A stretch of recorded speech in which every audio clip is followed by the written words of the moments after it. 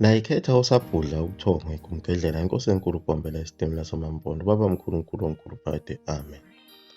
Yebo, le nkolo ikhande esisekelweni esinzima kakhulu ikhandwa yilo leli komiti labelungu kwi-Council of Nicaea. Bebuzana khona imibuzo ukuthi uma laba bantu bephaphama sizokwenzenjani.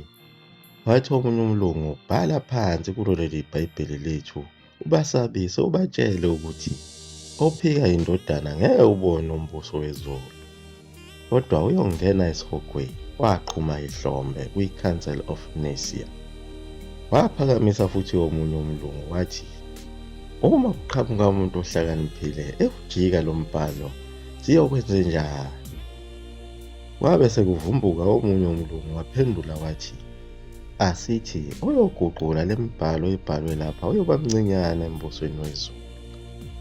Waqhuma ihlombe.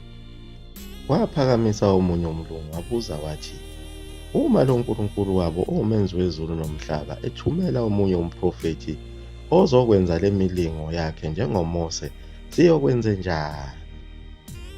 Waphakamisa futhi omunye umlungu wathi asithi lo mprofethi kuyobe kuwumprofethi wamanga, kuyobe sekuyikhathi zokugcina, ngoba lo mprofethi oyobe efikile uyobe lamandla awanikezwe uNkulunkulu okwenza yonke le milingo yagudluza ngisho izintaba zigudluke ngempela. Asiyothi ikhathi zokugcina-ke lezo ezobe zinabaprofethi bamanga.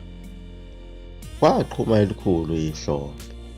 Waphinde waphakamisa omunye umlungu wathi lokho kuyingozi kakhulu ngoba kungenzeka uNkulunkulu athumele umprofethi onganayo imilingo kodwa onomqondo okhaliphile futhi nolimi olubukhali. Siyokwenzenjani? Lo mbuzo iwona mbuzo waba inkinga kakhulu. Wasimisa kabi lesi sigungu lesi kwi-Council of Nicaea. Kodwa kwalamula omunye umlungu impendulo eyathi mina sengikhathele yonke le mbuzo. Umbuso uzokwazi ukuvala yonke lento ube yimpendulo. Uthi alikho elinye igama noma ngaqhamuka bani omunye masisho kanjalo sibhale lapha phansi sithi alikho elinye igama. Kuyoba igama elilodwa leli esihlangene ngalo namhlanje esilikhandayo elithi uJesu. Waqhuma ihlombe elikhulu lapho wavalwa umhlangano bejabule bonke abelungu ukuthi banqobile. Phela ayikazi bekhona indaba enjalo ukuthi lilodwa igama.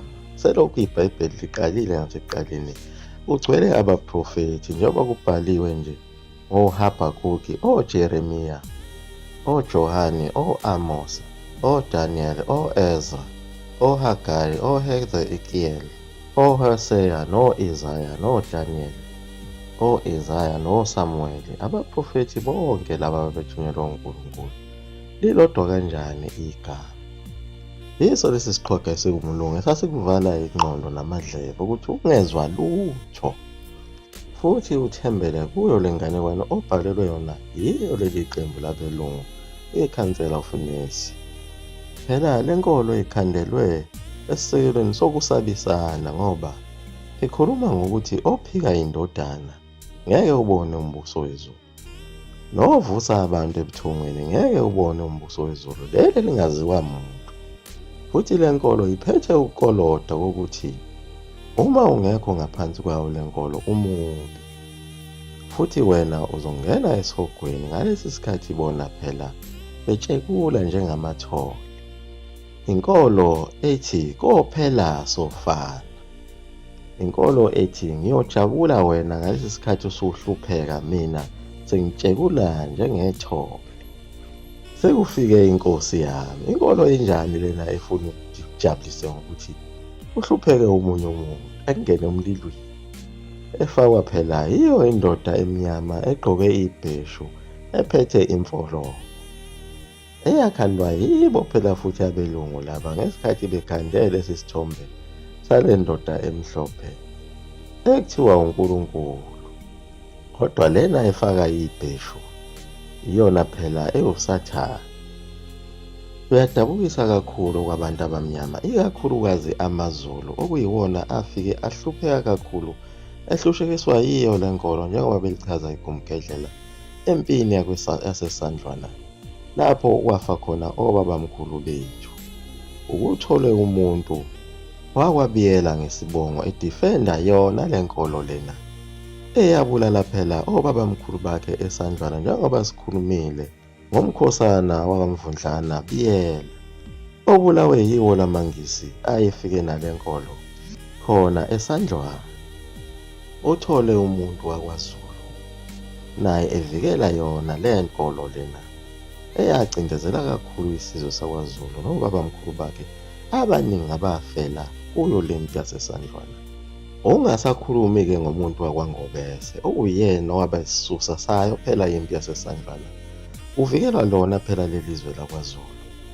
Nakho phela kungena kwezimishini njengoba phela amakhosikazi akhe uSayangobese athola icala lokuthi ayeya kuyo imishini eyofunzwa lokuthi kwase kusuka impi yaseSandlwana. Amangisi phela ahlasela uZulu emhlaselela ukuthi wabulawa wona lamakhosikazi akaNgobese abase bamukele lenkolo lena eyayingakafiki kwaZulu. Kuyadabukisa kakhulu ngoba babamkhulu bethu sibadayise kakhulu. Angisaphathi-ke khona umuntu oyinkosi ukulandela lenkolo ihlazo eliphindaphindeke kashoyo. Phela liwachazile amaqhawe aseSandlwana igumgedlela nabasala khona empini yaseSandlwana. Nawe cinga isakho isibongo lapho uyeke ukuphikisana nobabamkhulu bakho. Ngisazobuye ngiqhubeke ngwabale kahle onke futhi amanye amaqhawe esengiwatholile asala khona empini eSandlwane nahlabana. Lawo phela amaqhawe akini ndaba ezitha asala khona kufanele ngabe uyazikhathaza ngokuthi uyolanda abantu bakini wena Ndonga Shamazi, nawe Xulu, nawe Dlokovu, nawe Ntuli, nawe Mdletshe, nawe Mdlalose, nawe Zwane, nawe Mchunu, nawe Hlabisa, nawe Sibiya, nawe Magwazi, nawe Shando, nawe Buthelezi, nawe Ntshangasi, nawe Khanyile, nawe Zikhali, nawe Ngwane, nawe Ndwandwe kuze kuyofika eSwazini oDlamini babekhona. Kodwa isimanga zonke lezi zibongo zakwaZulu ezinye kangizibalanga ngoba ziningi kakhulu. Zilandela le nkosi lena eyabulala labo babamkhulu babo kunokuba benze ukuthi beye enkosini kuyobonakala ukuthi alandwa kanjani amathambo lemphefumulo yobabamkhulu babo. Bazikhathaza ngomuntu ongakaze abe khona owakhiwa yile nkomfa ekade ngikhuluma ngayo, Council of Mercy. Ingakho siyohlale simphethe usizi oluyisimangaliso ngoba ngisho amakhosi azo lezi zizwe alandela le nkosi. Ingakho kunemisindo emikhulu kangaka ebukhosini bonke kubangwa izihlalo kuyabulawa. Sonke sifuna ukuba ngamakhosi phela leyo nto yayikhandwe uye futhi umlungu kuyena ukwandisa isibalo samakhosi enzela ukuthi kube khona imbango. Phela ngalesa sikhathi endulo amakhosi kulelizwe lakwaZulu ayi12 aseyanda-ke ngokufika kwesizwe sakaMkhwanazi aseba yi13 ngenxa kaMayanda wakaMkhwanazi owathatha uNtikili owayudadewabo kaMpande. Wasesizuzela ubukhosi kanjalo-ke uMkhwanazi wazala inkosi uSomkhele yaba yiqhawe elikhulu empini yaseSandlwana.